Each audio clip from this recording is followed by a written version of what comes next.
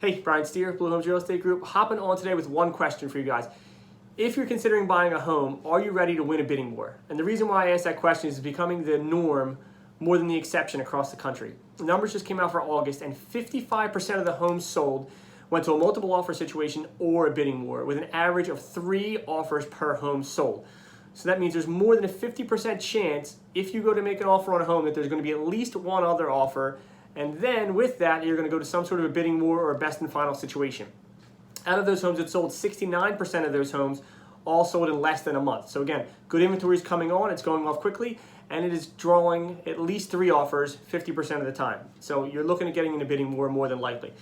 So how do you get ready for a bidding war before you go out and start to look at homes? First of all, get yourself pre-qualified. Studies show across the country that 44% of prospective home buyers don't plan to get pre-qualified before they start their search.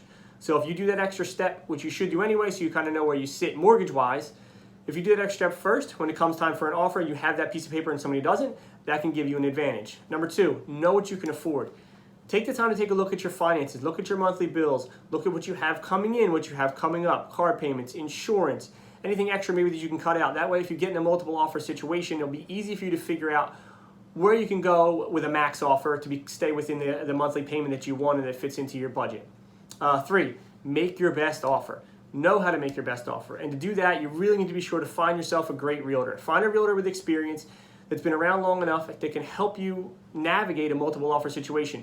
Realtors with experience have the experience, for lack of a better word, and have been through this before to give you some really good tips and pointers on how to make your offer potentially stand out, especially if you have some restrictions with your loan. If you're an FHA loan, or if you're less money down, if you're a USDA loan, there's different things that kind of put you behind the 8 ball a little bit with other types of loans or cash, and then you really need to get creative. A couple quick things you can do, lower the amount of contingencies you have.